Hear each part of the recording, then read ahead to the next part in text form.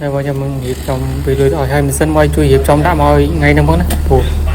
nhưng phải nhập giờ từ bạch nam từ បាទឈុត25,500របស់យើងគឺថ្ងៃនេះចេញ2ឈុតបងប្អូនអរគ្នាបាទគឺនៅក្នុងខេត្តកញ្ចេះយើងទាំងអស់បងប្អូនបាទទី1គឺបងប្រុសគាត់មកដល់ទីតាំងហើយចំណែកបងប្រុសមួយទៀតគឺគាត់ឲ្យដាក់តាមប្រព័ន្ធជូនអញ្ចឹងណាបងប្អូនបាទហើយឥឡូវគឺខ្ញុំមកធ្វើការតេស្តជូនបងប្រុសដែលគាត់មកដល់ទីតាំងមុនអញ្ចឹងណាបងប្អូនគឺគាត់នៅខាងស្វាយជ្រះណាបងប្អូនបាទអញ្ចឹងគឺគាត់មកដល់ទីតាំងខ្ញុំតែម្ដងនេះគឺបងប្រុសបាទគឺខ្ញុំស្រស់ស្រាយតែម្ដងបាទគាត់ថាអែមហើយម៉ាស៊ីននេះបាទអញ្ចឹងគឺខ្ញុំរៀបចំតេស្តម៉ាស៊ីនមួយទៀតជូនបងទៅខាងគេហៅ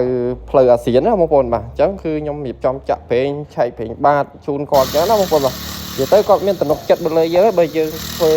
មិនគ្រប់ចុងឆ្លើយគាត់ក៏ពិបាកដែរបងប្អូនបាទអញ្ចឹងគឺគាត់ទុកចិត្តយើងហ្នឹងបាទគាត់ជឿមកដល់ទីតាំងអញ្ចឹងណាបងប្អូនបាទអញ្ចឹងក៏ខ្ញុំរៀបចំសារអីហើយគឺតេស្តការ៉ង់ទីអីហ្នឹងគឺមកឆ្ងាញ់តែម្ដងបងប្អូនបាទរោឡើងដាច់ម៉ាត់តែម្ដងអញ្ចឹងសម្រាប់ពុកម៉ែបងប្អូនទាំងគ្នាដែលមានតម្រូវការចង់បានម៉ាស៊ីនបាញ់សាំសាំងសុតឬមួយក៏សាំងលាយអាចតែអ្នកតំណងមកត្រាំយកលេខទូរស័ព្ទឬមួយក៏បងប្អូនយើងអាចឆាប់មកចូល page បានអញ្ចឹងណាបងប្អូនបាទគឺបងប្អូនដែលរៀបចំដាក់ផ្ញើជូនតាមរយៈបន្ថែមជូនបងប្អូនបាទបើសិនជាបងប្អូនយើងមានតាក់ស៊ីគឺដាក់ផ្ញើជូនតាមតាក់ស៊ីអញ្ចឹងកម្មដាក់ផ្ញើគ្រប់24 25